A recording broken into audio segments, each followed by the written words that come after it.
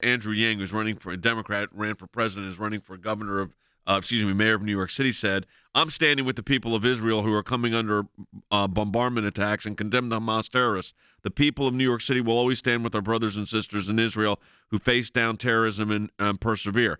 Ilhan Omar, however, of course, why shocking here, many will tell you Israel has a right to defend itself to safety and security, but are silent on whether the Palestinians have those rights too. Until we defend the rights of Palestinians just as we do Israelis, we have no leg to stand on when it comes to justice or peace.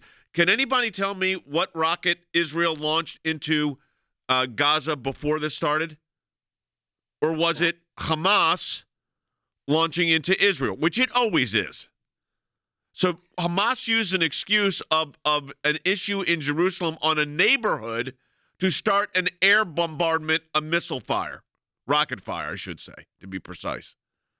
So there is no moral equivalency. And let's just put it candidly. There is a deep divide on Capitol Hill inside the Democrat Party. You had Senators Rosen and Menendez come out strongly in favor of Israel and their right to defend themselves. You had Congressman Meeks and Congressman Hoyer do the same thing. But then, Jay, you did have Ilhan Omar, Rashida Tlaib, Alexandria Ocasio-Cortez, and others. To me, their criticism of Israel in this, what was most marked, Jay, is that they were upset with President Biden for not coming out and condemning Israel. And we have seen largely silence from the administration. So to me, it signals that while there's a divide on Capitol Hill inside the Democrat Party, I'm not so sure there's a divide down the street. It seems to me that President Biden is listening to Rashida Tlaib over Marco Rubio. Let's put it that way. Let's listen to Rashida Tlaib, because here's what she said on MSNBC yesterday. We need to stop and look at the fact that our own country is enabling it with billions of dollars every year being issued to Israel, even though they are promoting racism and dehumanization. I want you to I'm going to read what she said.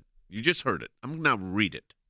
She said, "We need to stop and look at the fact that our own country, that's the United States, is enabling it with billions of dollars every year being issued to Israel." She didn't mention the billions of dollars going to the Palestinian Authority, which ends up in the coffers of Mahmoud Abbas and not the Palestinian people, even though they are promoting racism and dehumanization. Now, I want you to think about this for a moment. Who launched what into whom? How did this start? Where did the first rocket come from? Well, came from Iran, actually. That's where it came from. It came from Iran. And then it was shipped, not interdicted, not stopped, as they just did in the Straits of Hormuz. And then what happened? And those were only made by China and Russia. And then they end up in the hands of Hamas, who now see that there's a legal dispute over a probably 5 miles of property in East Jerusalem that's in court. And they say, let's start a war over it. And the Israelis suffer first day. And then as the Israelis do, they name it. As soon as they name the operation, buckle your seatbelts, folks.